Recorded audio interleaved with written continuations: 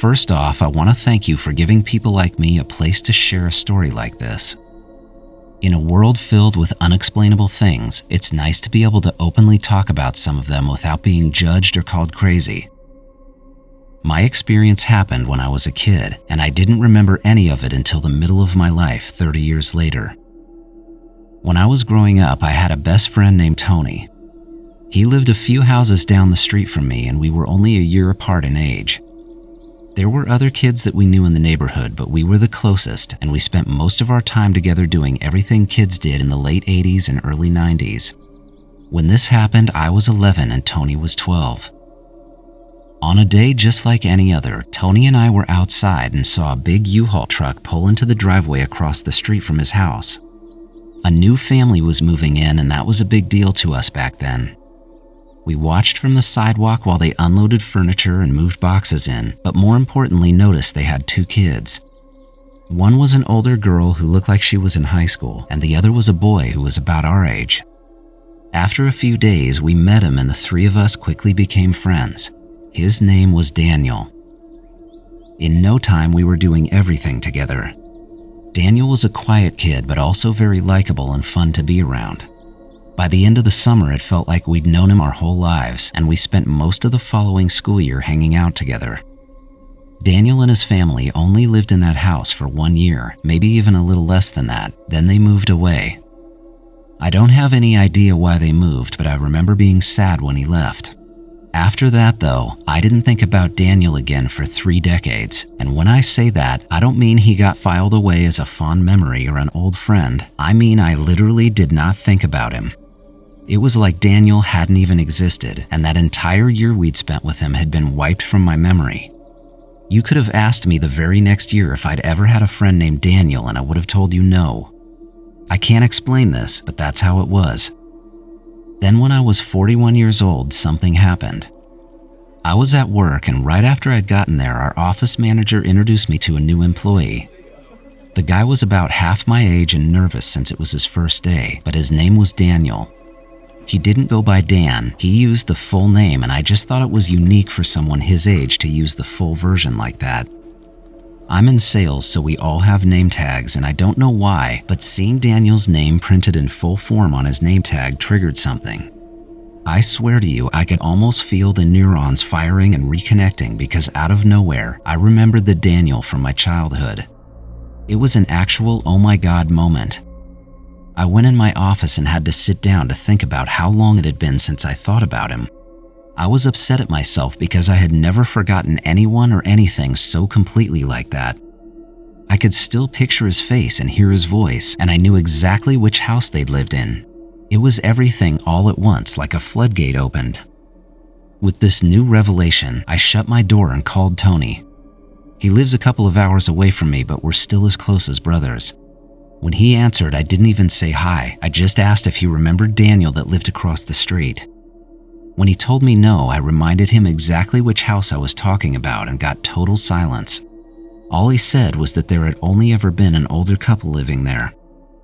I knew the older couple he was talking about, but I kept trying to tell him that they had moved in after Daniel left. We went back and forth on this, and he was convinced I was wrong until I brought up a wooden platform the 3 of us had built up in the tree behind Tony's garage. He remembered us building it, and just like that, I heard him go through the same process I had gone through. He started listing off all kinds of details and memories about Daniel and his family, even his older sister, who we'd both had a crush on. To sum up the lengthy conversation we had, Tony and I were dumbfounded that we had forgotten about him, and it was all I could think about at work that day.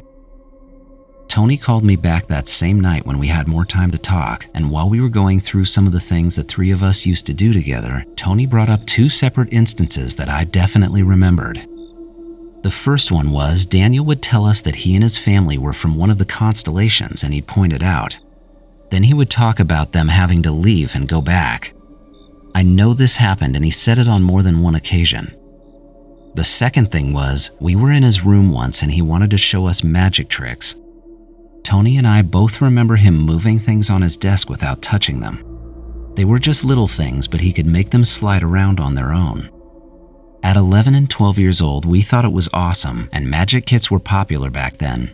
But thinking about it now, I wonder how he did it because he let us choose the objects to put on the desk.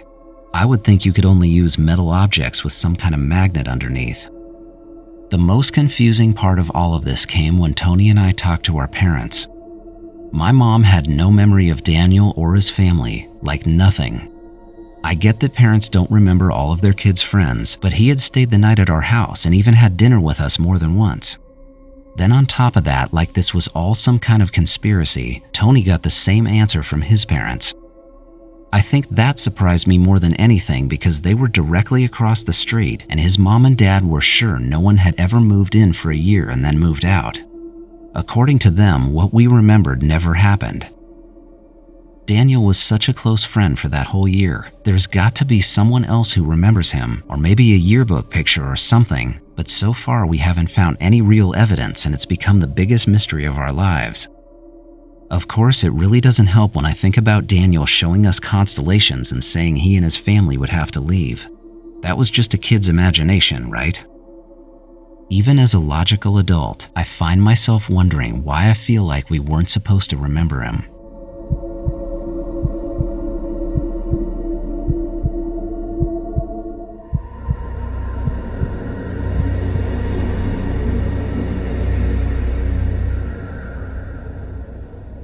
I was 26 years old when I had my sighting. It was about 9 o'clock at night and I was driving home from my parents' house in Hendersonville, North Carolina. They live out in the country and I had spent the afternoon helping my dad replace the alternator in his truck. When we finished, my mom made dinner and I stayed for a while before going home. It was about a 20-minute drive back to my place on mostly back roads. There's one section on the drive I used to take that had a straight stretch about a mile long.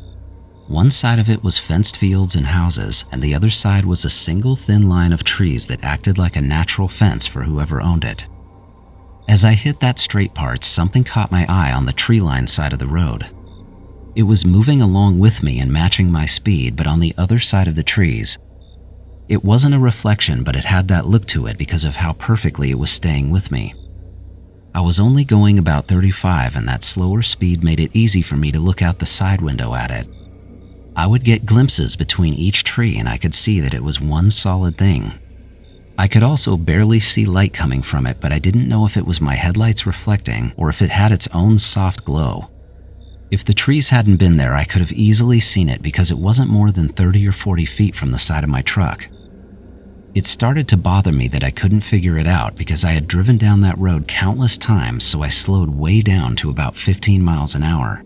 Then it slowed down too, right in sync with me. That's when I knew that something was actually there, but I couldn't even guess what it was. At the end of that straight section, there's an almost 90-degree corner. When I hit that corner, I slowed down to a walking speed, and then I saw this thing lift up above the last few trees. For the first time, I had a perfectly clear view of it, but that was accompanied by a complete loss for words. The shape I saw was like a giant almond laying on its side. It was smooth and seamless, and I could see that it definitely had a very light, even glow coming from every inch of it. As I came around that corner and followed the road to the right, it went left out over the properties and away from me.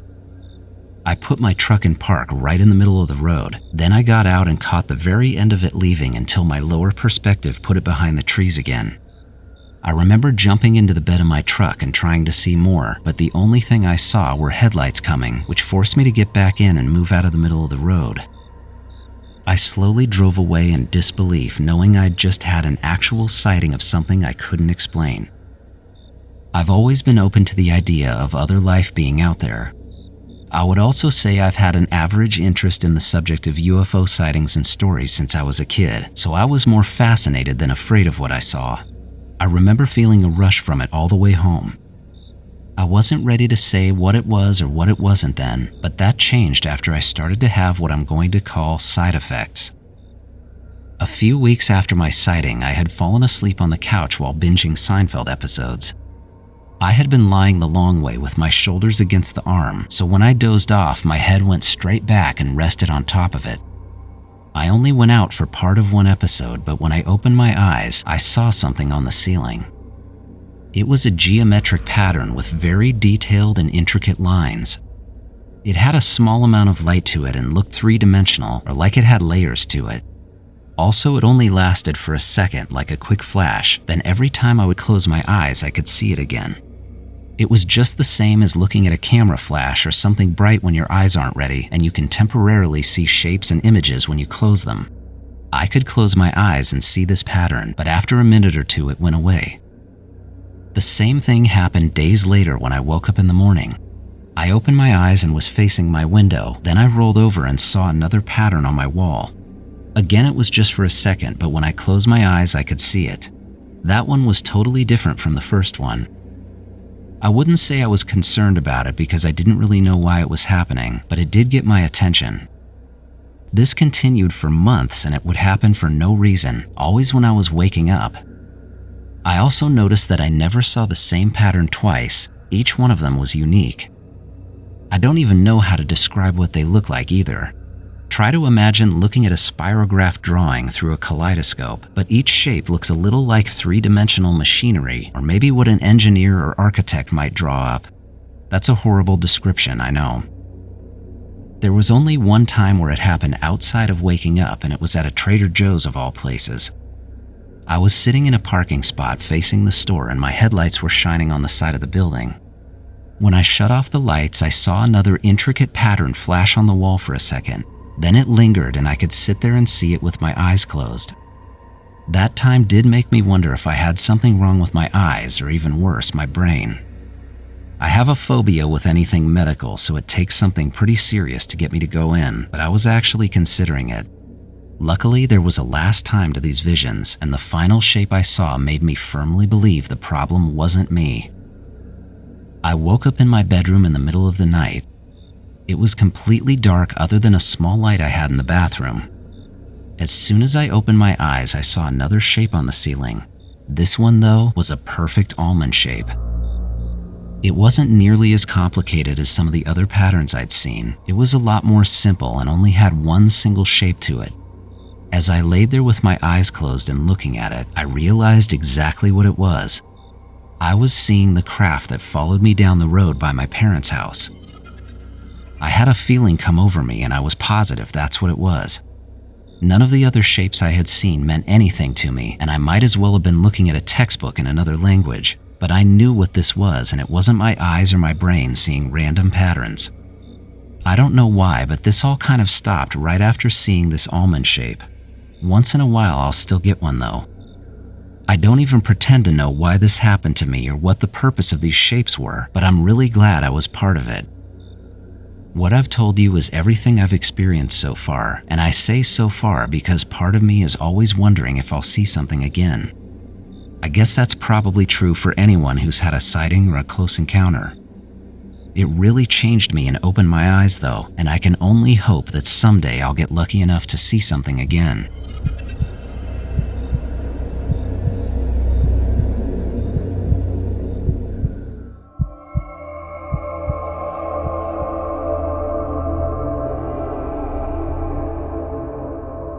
When I was in my early 20s, I moved to Boulder, Colorado for about a year and was sharing a house with a friend of mine who lived there. One Friday after work, a group of 4 of us decided to drive over to Nederland, which is an old mining town. It was me, my roommate Eric, who was sitting next to me in the back seat. Then up front was Mike, who was driving, and Mike's brother Chris in the passenger seat. Nederland is only about a half hour from Boulder, and the only reason we were going was because Mike and I had never been there, and we didn't have anything else going on that weekend. It was a nice night weather-wise, and I remember Mike was blasting a Rage Against the Machine CD. About 20 minutes into the drive, we were all yelling over the music and laughing about something when we came around this long corner in the road. Right when it straightened out, I got a view out my side window, and ahead of us in the distance, I could see 3 massive columns of blue light going straight up from behind the hill and into the sky, and it looked like spotlights. I was instantly fixed on them because they were so out of place on that road. These were perfect solid pillars of light that had a deep electric blue color to them. I could also see what looked like skinnier lights moving inside each of the larger columns. I really thought there was a rave or a concert going on out there. Next to me, Eric saw them at the same time I did, and I remember him hitting his arm against me to make sure we were both looking at it. We started talking very loudly to each other and asking obvious questions about what it was and why it was out there. I rolled my window down and stuck my head out to get a better look in front of us. The thing that surprised me the most was how enormous the columns were, along with the fact that they were bright enough to light up a large part of the hillside around them. It also looked like they were right ahead of us and possibly near the road. I couldn't tell exactly because the canyon is tight with trees and giant rocks, but I could tell we were going to get close to them. Right around that time, Eric and I started asking Mike and Chris what they thought it was. We still had to be pretty loud to talk over the music, but neither one of them answered or acknowledged us. When we didn't get a response, I leaned forward and said Mike's name louder, but got nothing. Neither of them had any reaction. Mike had his hands on the wheel and was driving fine, and Chris was sitting still looking out the windshield like nothing was going on. It was confusing to me because I was virtually shouting Mike's name a foot away from the back of his head and neither one of them moved. I even shook his arm, but it was like they were doing it on purpose. We were coming up to a spot called Castle Rock, which is a big rock formation jutting out of the ground right next to the highway. It's a landmark that you basically have to drive around so you can't miss it. When we were on the curve that goes around Castle Rock, all three of these light columns were fully visible. We could see them touching the ground on the side of the hill that sits right behind Castle Rock. I could see them perfectly because they were out my window on the driver's side. I also thought the lights had been going upward from the ground like spotlights, but it was the opposite. Whatever they were coming down and hitting the trees on the side of the hill. I also couldn't tell what was making them. The columns just went up into the sky as far as I could see. I did get a better view of the thinner beams inside the columns, and I could see that they were actually moving independently inside the larger light. Mike and Chris still had no reaction to this. Eric and I started screaming at Mike to stop the car. We wanted to get out and look at them or figure out what was happening, even if it meant stopping traffic. I should mention that too. There were other cars on the highway going in both directions, so it's not like we were out there alone. Mike sat there driving like he was on autopilot, and Chris didn't even turn his head. I was stuck in the back seat and it was making me lose my mind. The blaring rock music and wide open windows made it loud in the car, and that didn't help the situation either. At the very end of the Castle Rock corner, the road keeps going to the right and there's a pullover area that you can stop at on the left. There's a large hill directly behind Castle Rock on the other side of Boulder Creek, and that hill is where all three columns were touching the ground. That point in the road had the clearest and closest view, and it was the most surreal and incredible sight you can imagine. The entire side of the hill was lit up and every tree around them was outlined in blue. I don't know what else to say other than I couldn't believe what I was seeing. We passed this whole site in a matter of seconds and just kept driving down the road. Eric and I both turned around with our arms up on the back dash to keep watching them through the back window, but since we were on the back side of that hill, it blocked the bottom part of them again so we could only see the tops of the columns. We probably only got about a quarter mile past Castle Rock when all three columns went dark at the same time. They didn't just shut off though, they went out from the bottom up. The best way I can put it is they seemed to lift up off the ground like they were pulled. It happened fast but slow enough to see that they didn't just go out. After that, the sky was dark again. Then I nearly had a heart attack because Mike and Chris burst out talking again and it scared the crap out of me. I had been so in awe of what we were seeing that I barely remembered we were in the car with them. Mike must have seen us in the rearview mirror because he asked what we were doing. Then Chris turned around and said the exact same thing while laughing at us. Eric and I were still in shock and we told Mike to pull over, and within a mile or so he found a side road and finally stopped the car. When I got out, the only thing I could do was pace around on this dirt road and try to bring my adrenaline down. Eric, on the other hand, launched into calling Mike out for not stopping earlier and for ignoring us when we had been talking to them. Even from about 50 feet away, I could tell in Mike's voice that he was clueless. He didn't know what Eric was talking about. Eric was shouting out the details about what had just happened, and Mike was looking at him like he had two heads. When I walked back over to the car, Mike and Chris both told us that none of what we were saying had happened. They thought we were making the whole thing up and believed we were playing some kind of joke on them.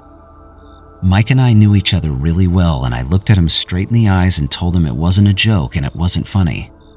He got more serious when I said that. Then he swore to me he hadn't seen or heard any part of what we had just told them. He claims that nothing happened until he saw us turned around in the rearview mirror.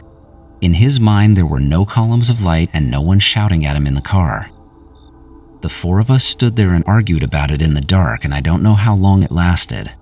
Eric and I knew that we were right, but there was no convincing Mike and Chris. They were just as convinced that nothing had happened as we were it did. I don't think any of us even knew where to go with it. I remember feeling like we should call the whole thing off and drive back home. Just put yourself in that position for a minute. What are you supposed to do after something like that? I guess we all agreed to disagree in a way. Mike said something along the lines of us seeing something he couldn't see because he'd been driving, but I know he said that so we'd all stop arguing about it. He didn't really believe a word of it. We did end up finishing the drive to Nederland, but it left a tension between us. We stayed the night in the rooms we'd booked at Boulder Creek Lodge, did a few things the next day, and drove back home. I want to say this too. It's not like any of us were mad at each other, so we did hang out and check out the town, but it felt like that old saying where there's this huge elephant in the room and none of us wanted to talk about it. This was years ago and we still all know each other, but I think that trip made Eric and I much closer, while at the same time it put some distance between Mike and me. And I never really knew his brother that well to begin with. I know they still think we made it all up, and to be honest, I couldn't care less about that. In my opinion, Eric and I were so lucky to see something that extraordinary. I don't know how or why, but I think Mike and Chris were unable to see it on purpose. It was like they were in a trance or put into an autopilot and had no memory of what actually happened. Why the two of us in the back seat weren't affected, your guess is as good as mine. There's one other thing that I want to address. As I've thought back about this, I can't figure out why there weren't any other cars pulled over anywhere on that road. There had been a normal amount of traffic and no one stopped. I don't even remember anyone slowing down, and I don't know what to think about that. Was everyone else on the road under the same crazy mind control as Mike and Chris? If it would have just been me that saw it, I'd probably give in to the idea that it didn't actually happen. But since there were two of us that saw and experienced the exact same thing, I can only believe that what we saw was real.